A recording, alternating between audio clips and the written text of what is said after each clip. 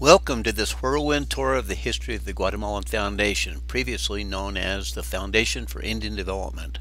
I'm Cordell Anderson, your narrator. It all started in 1958 when I was a missionary in Guatemala. I came to love deeply the people and witness firsthand their extreme suffering. An idea came to me I felt could solve their problems, which became known as the philosophy and principles of the good life. I felt that I had to return to Guatemala and do what I could, so for the next 9 years I prepared myself and my family, making a number of exploratory trips, and then in the Henry Mountains of southern Utah I experienced the kind of spiritual rebirth through which the Lord gave me the courage to make the move. So in 1967 I announced to my father, with whom I worked in a family business, that I would be leaving in 4 months, but I promised to put together a 2-year supply of samplers so he could continue alone. I achieved that goal, packed up with my family, and headed to my parents' home in Provo, Utah to say goodbye. There, an elderly neighbor, Mrs. Acana, came out laughingly saying, "I'll give you 6 months and you'll come running home with your tail between your legs." We headed south, traveling through Mexico, seeing heavily loaded vehicles like ours that was 2,000 pounds overloaded. But we made it to Guatemala, the land of eternal spring, the land of the Mayas, and a land of great contrast, as we note passing through Guatemala City. Then on to our destination, 10 hours and 120 miles into the remote Alta Verapaz area and the town of Coban that had a general store, a hospital, 1 dentist, and a small LDS congregation. I settled the family in a rental home and started the first project, a traveling movie called Cine Chapinlandia, visiting 6 of the most isolated towns in the country, showing educational and feature-length movies to 50,000 people over the next 6 months. We called it our private family Peace Corps. But it wasn't profitable enough to support us, so before our initial capital of $4,272 ran out, we acquired a small property and established there the first commercial poultry farm, albeit very small, in northern Guatemala. We had 1 employee, Manuela Hanel, who had an extreme alcoholism problem, but we were finally supporting ourselves with laying hens and 19 head of cattle. My parents had been extremely supportive and made their first trip to visit, along with my sister Jolene and brother Howard. Mom is here in front of the small farm home, and you see Dad here helping me with the laying hens. The front room of our rental home in Coban became a store to sell our eggs. Then, quite miraculously, we acquired the 600-acre Valparaiso plantation you see a portion of, revealing mounds where ancient Mayan buildings had hauntingly turned into ruins. Drunkenness was an epidemic among our 240 resident Mayan Pocomchi Indians. The other ruin was the haunted central house where I had to stay in the beginning as the family was still in Coban.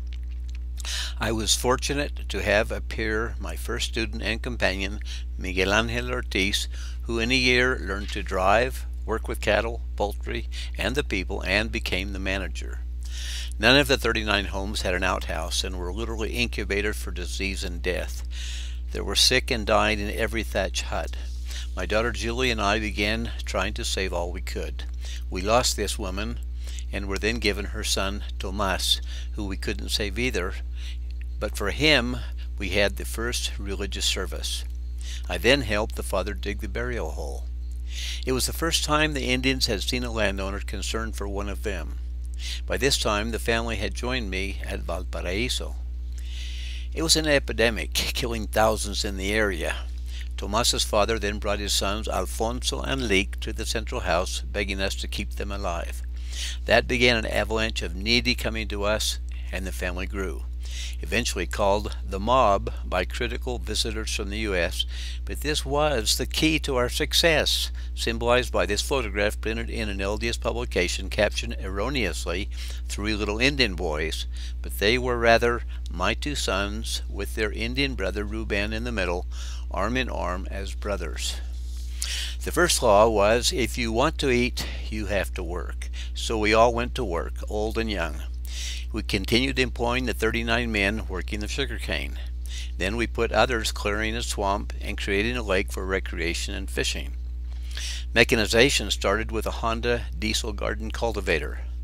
By this time we had sold the poultry farm, and Manuel begged us to take them with us. So here he is tilling the land for the first time.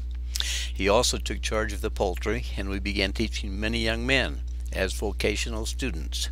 This also provided work and learning experience for the young ladies dressing the broiler chickens.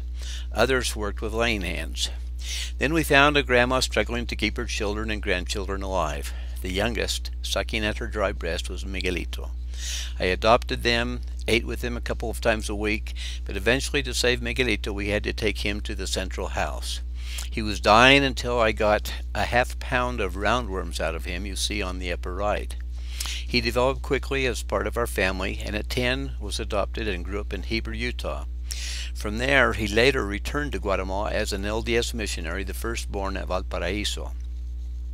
Then, out of a general intestinal parasite treatment for 160 and a movie afterwards, evolved the miracle of Elvira, restored to life after dying. This is her a few years later, as eventually she lived in the central house with her mother and sister. With her miracle, the word spread like wildfire that there was something going on at Valparaiso that should be trusted. Soon came an invitation from the Nakitop village, 2 miles up a slippery trail to the south. We got there too late to save this little child, but then visited the government school with 15 little boys attending, no girls. We began helping the village long term, as you will see. The Central House family was doing better. Remodeling and new paint had the ghosts go away. Us Andersons would begin our day at 6 a.m. with what we called a devotional, studying, praying, and then having breakfast together. Each evening, the whole Central House family would all get together to read, sing, sometimes see a movie, and pray. For years, there were 50 of us, so we had to eat in shifts. Florencia Rivas, for years, was the Central House supervisor. Education, of course, was a top priority. The first class was with my employees after work. Julie then started teaching the children when she was 10 years old. Then we employed a teacher and formally established a private school authorized by the government. Many cured patients relapsed, so we began preventive classes teaching them about the invisible world of microbes that caused bad odors, rot, and sickness. We grew them in petri dishes and showed them with an old microscope, and they began taking clean seriously. Soon the first outhouse hole was dug and we went into production building floors and box seats. By the end of that year, every home had an outhouse and death stopped for 3 years. Homes were improved, this one with a large outhouse and a very nice, clean and stimulating interior. We then devised a unique way to teach the importance of nutrition. My parents became convinced they had to do more. Dad sold the family business and in December 1969 with a few friends organized the Foundation for Indian Development. In addition to being the major contributor, he managed it as a non-paid volunteer for the last 14 years of his life.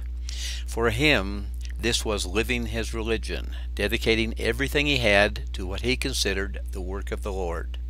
He often quoted the scripture, "Men should be engaged in a good cause of their own free will, but he that doeth not anything until he is commanded, the same is damned." For us, it was reaching out to the Lord's little ones who were out of reach of governments, churches, and charitable institutions. The first project of the foundation was to get a Ford tractor with implements to enhance the work projects that were teaching laboratories for the growing group of young men from all over the country. Daniel Choc, an impressive barefoot 15-year-old from Patesia, was chosen as the first to learn how to operate the tractor. He thereafter was made the tractor supervisor, and in the next 2 years taught 26 other youth what he knew. Daniel suggested that the best way to help his people would be to formalize the program and give many youth the chance to learn correct principles and become productive Guatemalans. So the plantation became known as the Center for Indian Development, the CID. This was the vocational education program dubbed Learning with a Shovel, or a chainsaw, a fishnet, or a tractor. They each studied half a day in the school, then worked half a day on a rotation basis, getting 1 month's experience in each of the work projects. Like the poultry project we have already seen, and others flashing on the screen, too numerous to explain in detail. The dairy was a big development with 5 areas of employment and training for the youth. It evolved to become the best dairy with the champion producer, 12 gallons of milk in 1 day, and the grand champion Jersey cows of all Central America. The students continued getting wide experience in all aspects of work, including the shop and construction projects. Hal Polson, his wife Neva, and daughter Jeannie spent 6 months helping, leaving the welder, other tools, a homemade trailer, and his ex-post office vehicle, and constructing an experimental earthquake-proof healthy home. The home improvement program was ongoing until all lived in a healthy home. The students were given an opportunity to work in the office, learning how to run a business. Several of them eventually became plantation and dairy managers. One student was trained as a dental technician and later was helped to establish his own dental clinic in Patsun. All received some training in emergency medical treatment. Two became paramedics, manning the clinic and making trips into the mountains on horseback, where they forged partnerships with many villages where we built schools and helped in all kinds of community developments. One was the first school rebuilt and functioning after the 1976 earthquake that killed 23,000 Guatemalans. Other projects went forward in isolated areas like the Chulac Cooperative Plantation. And in the Saxuha Church of the Prince of Peace, they had the largest rural Protestant congregation in Guatemala. We even had a project on the shores of Lake Coatepec in El Salvador with these poor children. We helped all get an education. The Naquitob Village School above Valparaiso continually received our attention, and by 1980 was a nice school with 50 children attending, including many girls.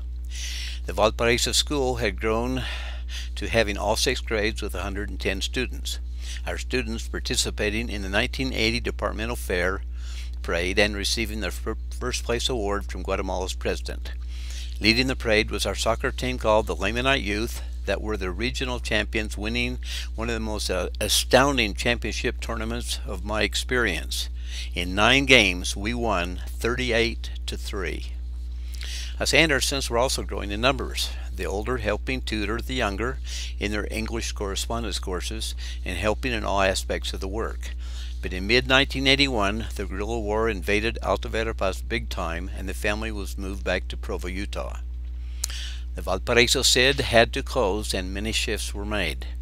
I kept the business and projects alive during this dangerous period, spending 2 months in Guatemala, then 2 months in the U.S., and until 1988 made 54 round trips to keep everything going.